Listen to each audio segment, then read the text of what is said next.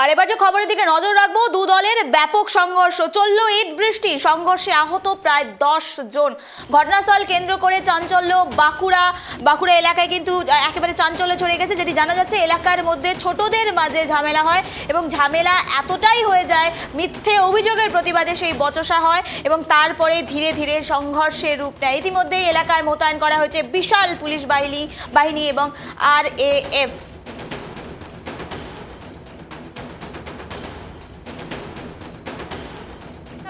রাখছি ইট বৃষ্টি, আহত দুপক্ষ। হাওড়া এলাকার ঘটনা দেখাচ্ছি আপনাদের সামনে। আচমকাই দুদলের ব্যাপক সংঘর্ষ হয়। প্রথমে যে বিষয়টি জানা যাচ্ছে, একেবারে ছোট বাচ্চারা তারা প্রথমে প্রথমে একে অপরের সঙ্গে ঝগড়া বিবাদ সৃষ্টি হয় এবং পরিবারকে অভিযোগ করা হয় এবং পরিবার তারপরে কিন্তু ধীরে ধীরে বলে মিথ্যে অভিযোগের ভিত্তিতে এই ঘটনা এবং তারপরেই আচমকা দুপক্ষের মধ্যে কিন্তু একেবারে বিবাদ সৃষ্টি হয়। সে বিষয়ে কিন্তু জানা যাচ্ছে। এই মুহূর্তে টেলিফোন লাইনে রয়েছে চন্দন প্রতিনিধি, তার থেকে আরো বিস্তারিত জানবো। চন্দন, আমরা দর্শকদের একেবারে এক্সক্লুসিভ দৃশ্য দেখাচ্ছি, যেভাবে আমরা দেখতে পাচ্ছি পুলিশ বাহিনী এবং RAF-এর পক্ষ থেকে যেভাবে এলাকা একেবারে পরিষ্কার করে দেওয়া হচ্ছে, ঠান্ডা করে দেওয়া হয়েছে। তার আগের দৃশ্যটা কি ছিল? আমরা দেখতে পাচ্ছি চারিদিকে ইট পড়ে রয়েছে। এই মুহূর্তে ঠিকই পরিস্থিতি চন্দন। দেখো, গত 15 তারিখে এই যে হাসানুলের মিথ্যে, হাসানুল নাকি মদ্যপ অবস্থায় আলিমুদ্দিনের বাড়িতে এসে মদ্যপ অবস্থায় গালিগালাজ করে এবং বাজে বাজে মহিলাদেরকে ভাষা দেয় এবং সেই ভিত্তিতে আলিমুদ্দিন থানায় বাগড়া ফাঁড়িতে অভিযোগ দায়ের করে। সেই দায়ের থেকে ঘিরে আজকে হঠাৎ হাসানুল ওর বাড়িতে এসে এবং তোমার থেকে জানতে চাইবো, তুমি যাদের কথা বলছো তারা আসলে কে, তাদের পরিচয়টা কি? তারা হলো হাওড়া সর্দারপাড়া এলাকা, বাগড়া সর্দারপাড়া এলাকার বাসিন্দা আলিমুদ্দিন সর্দার এবং হাসানুল।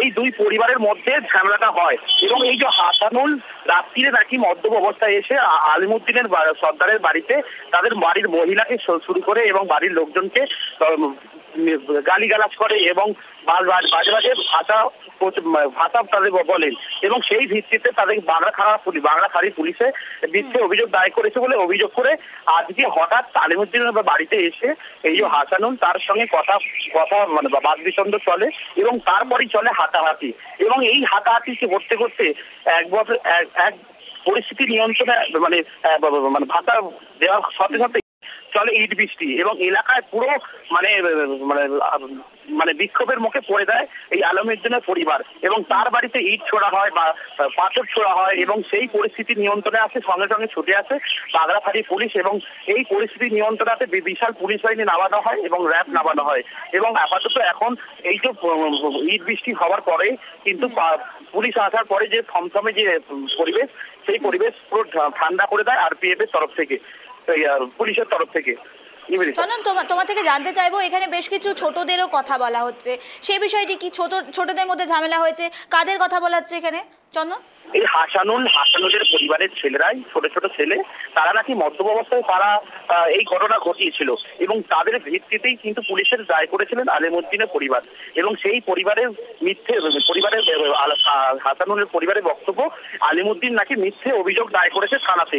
এই ভিত্তিতেই দুজনের মধ্যে ঝামেলা শুরু হয় এবং বাদ বিতন্ত্র শুরু হয়, হাতাহাতি হয় এবং তারপরেই চলে ইট বৃষ্টি এবং এই পরিস্থিতি নিয়ন্ত্রণে আনতে হাওড়া বাগড়া ফাঁড়ির পুলিশ বিশাল পুলিশ বাহিনী নামানো হয় এবং নামানো হয় RAF এবং পরিস্থিতি নিয়ন্ত্রণে আনে খানিকক্ষণের মধ্যে। বেশ, ধন্যবাদ চন্দন আমাদের সঙ্গে থাকার জন্য। যে বিষয়ের দিকে আমরা নজর রাখছিলাম, আচমকাই দু দলের ব্যাপক সংঘর্ষ হাওড়া এলাকা থেকে জানা যাচ্ছে। দুটো পরিবারের পক্ষ থেকে একেবারে ঝামেলা বাঁধে, মদ্যপান নিয়ে ঝামেলা বাঁধে এবং ঝামেলা এতটাই গড়িয়ে যায় যে একেবারে পুলিশ মোতায়েন করা হয়, RAF মোতায়েন করা হয়। সে দৃশ্যই কিন্তু আমরা আপনাদের সামনে তুলে ধরছি।